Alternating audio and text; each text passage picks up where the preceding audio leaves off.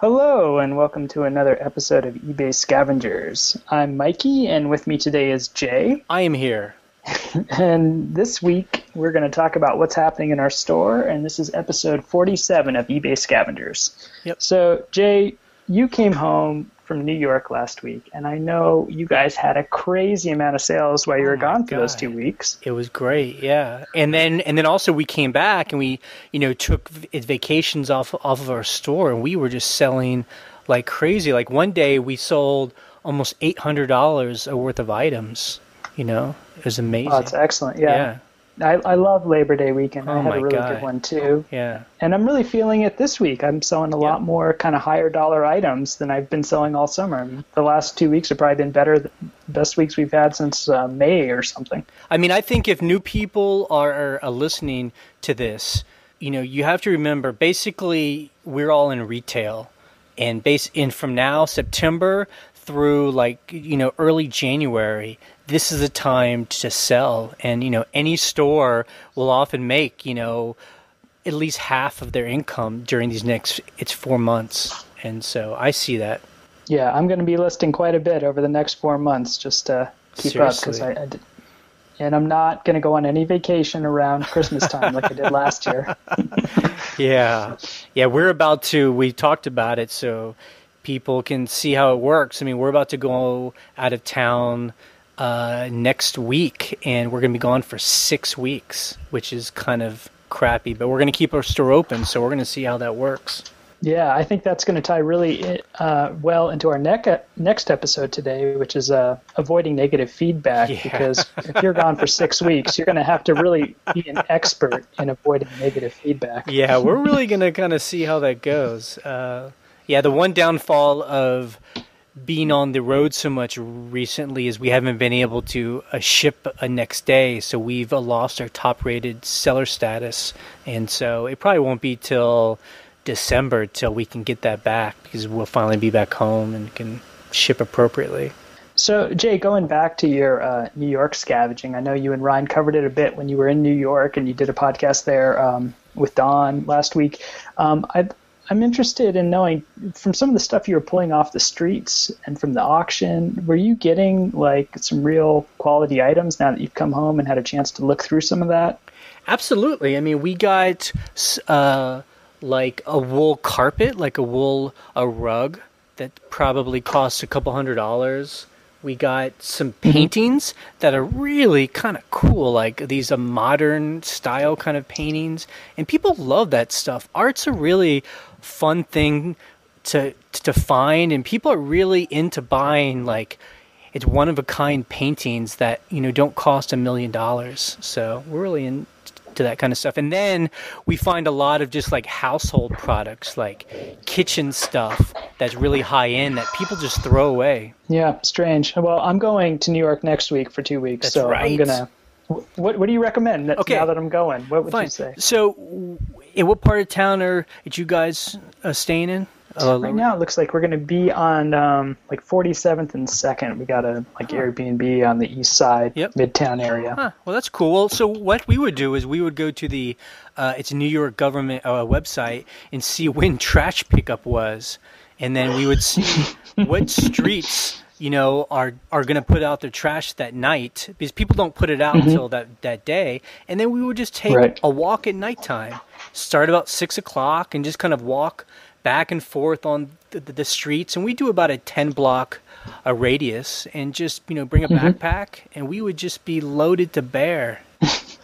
Now, did you ship anything back? I know you had a carry bag that you guys took on the train with vacuum cleaner and stuff. Yeah, we only ship if we absolutely have to, but at this time, especially since we were on the Amtrak, we just had a big bag, and then I carried a vacuum cleaner. I mean, we probably, it looked like there's crazy people coming on the train, but yeah, What was the auction that you were into in Brooklyn, too? You had a cool one there. Yeah, there's an auction site. We can link to it on this podcast, where you just put in your a zip code, and there was just an auction in Brooklyn, and it looked like it was like a Russian family is trying to capitalize on the popularity of auctions on TV. and they didn't really seem like they knew what they were doing. And, you know, it looked like they should have just had a thrift store, but they wanted to act like they were doing an auction. And it was just 10 of us. And it was just a lot of fun, you know. That sounds kind of like a one-time deal then. They do the auction every Monday. And if you guys are into just something to do, you can probably just go and check it out. Okay, so my store this week, we have just been selling a lot of random items, kind of all over the place. So shoes, coats. I guess people are starting to get ready for the cold, so they're buying coats. And then just like a lot of like, you know, we sell a lot of like antique-y kind of stuff. And so people are buying that too. I don't know if people are starting to buy things for Christmas time. And I've noticed that too. I'm moving a lot of like kind of clothes that are heavier. Yep. More shoes that are heavier, not sandals and stuff, but, you know, more winter fall shoes and some blankets and things. But what I'm really happy to see though is that for months I was just selling like $30 and under stuff. And all of a sudden people are dropping like $150 on a blanket. Yep. It's like, all right. Yeah. I mean, and that's the thing that we've learned is that you have to price good items high. Like, I know when we first started out, we were very afraid to put high its prices on things, but we've learned like, you know, you just, if something's nice, put a high price on it, you know, go for it. Yeah. So, yeah. I learned that from you. And in fact, I have a little story about that this week. Last week, Wendy was trying out some auctions, and she threw up an antique bell for $20. It ended up selling for $20 after a week of being on auction. Basically, no one really bid it up. Right. And I was upset because I knew that bell could get up to $80, and I decided, you know, no more auctions. Let's not mess with that. But what happened was the buyer of the bell said they didn't like it, sent it back to us, and so I immediately relisted it for $80, and it sold overnight. Oh my God, that is so awesome!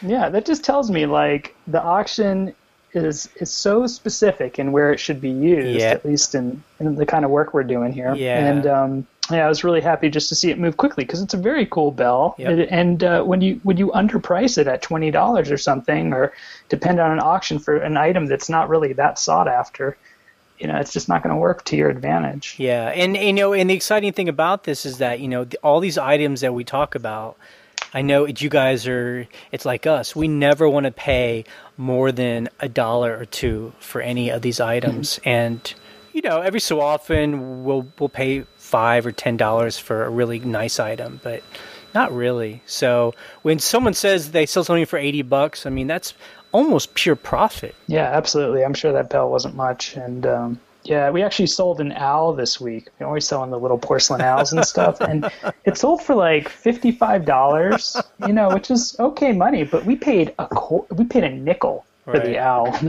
It was just like in this pile of crap where everyone's like a quarter for everything. And I guess, you know, we've been getting a lot of its questions or comments from its new people on eBay who have written to us saying they have enjoyed hearing our podcast, because I guess it's just nice to hear how people that have been selling for a while actually sell. And, you know, I mean, something I want to say to them is that the way we've basically built our eBay business is we just have like streams of different kinds of items.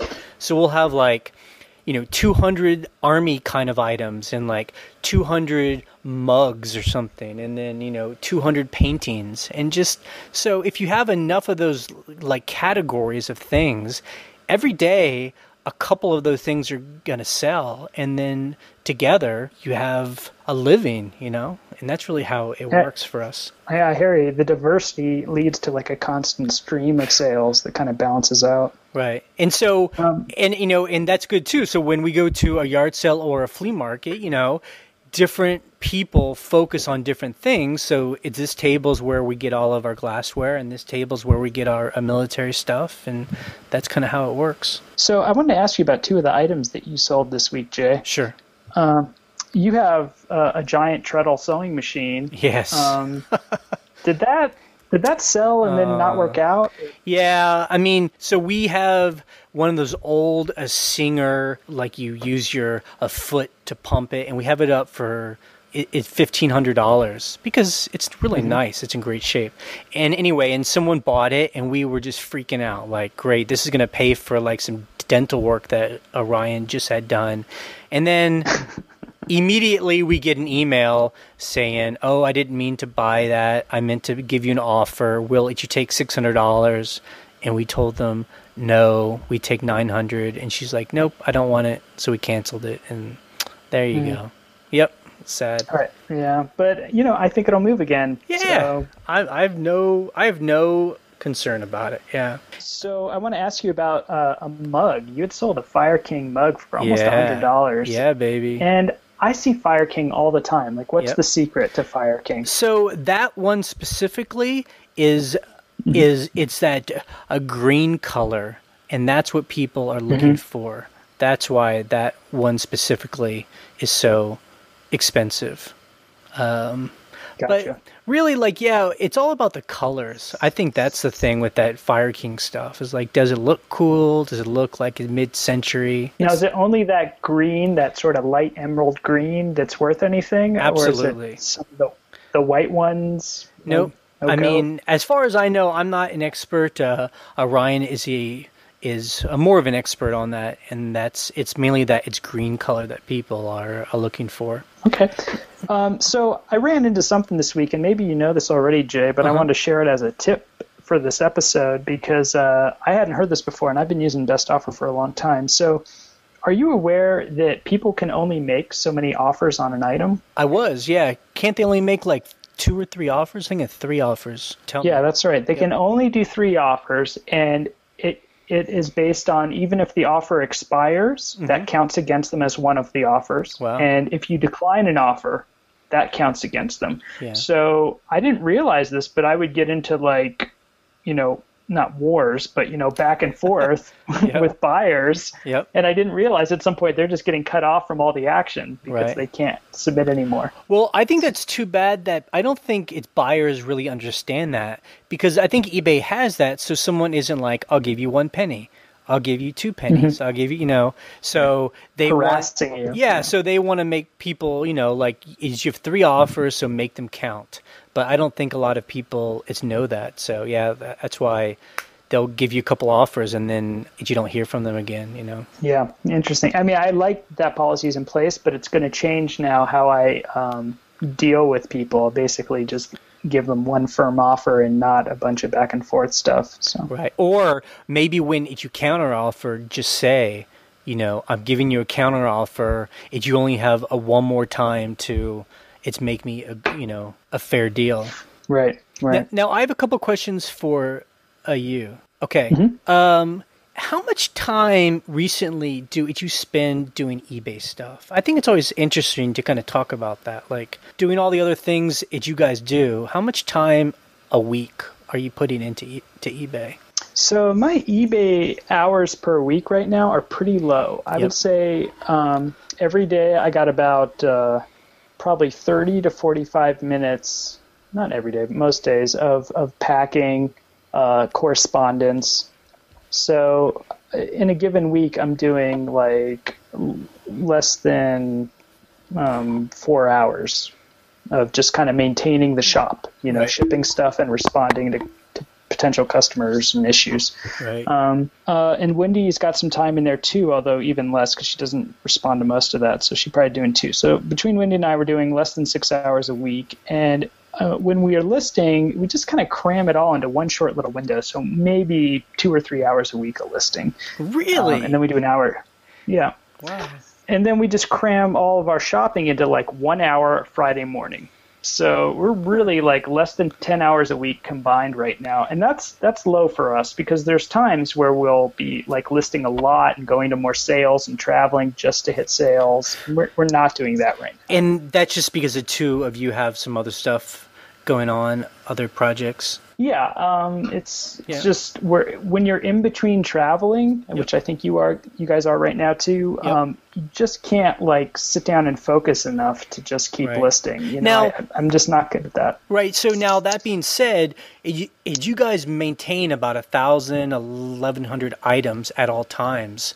no matter how much you guys sell. Are you, even in slow times and fast times, I mean, are you guys, it's making about the same amount of money every month? So what, about 3,000 or something? Yeah, it ends up being between 3,000 and 4,000 a month when we're doing this 10-hour a week kind of maintenance mode, barely running mode, and it'll increase as we increase our time. So I think we'll start putting 20 or 30 hours in when we feel like we have the space to do that. Right. See, I think that's really amazing and something that new people need to understand. Like, that's a whole point of why we always say you got to ramp your store up. It's once you have a big inventory like that, it's a lot easier to kind of keep your inventory at a number. And then based on that, a number, you kind of get a regular income from that, whether or not you're spending a lot of time it's doing eBay or not, because it's just there selling for you. Yeah, I feel like eBay has really been there for us this year, in terms of having that regular 3,000 to 4,000 a month. I mean, who needs more than that to cover their basic cost of living? Exactly. Just to cover, your mortgage and your food and whatever monthly expenses you have. Like, that's great that we can get by in just 10 hours a week combined and float. Right. Okay, and one last thing. Did you guys sell a car on eBay? We did sell a car this week, but we sold it through Craigslist. Okay. And I'll tell you, it was like the most painful thing ever because I got calls constantly. I got scammers just everywhere trying to text you. They don't want to talk on the phone when they're running some sort of scam. It's all text-based. You get these long text messages of this or that. Send money here. Here comes the check. Someone will pick it up. It was crazy. And it did sell, but man, it was a painful process, and it made me really consider using eBay for selling larger items like cars because it's a much more refined, less scammy kind of interface that I know better. Mm-hmm. So why not sell on eBay? Because of the fees? Well, I think for one, when you sell a car through like a Craigslist or somewhere else, it's really just a cash transaction that's totally off the books. Right. And on eBay, you're going to pay not only their fees, but now it's on your yearly income taxes and other things. So. Right. All right, so this is What's Happening in Your Store, episode number 47 of eBay Scavengers, and our next episode is episode 48, where we're going to talk about how to avoid negative feedback.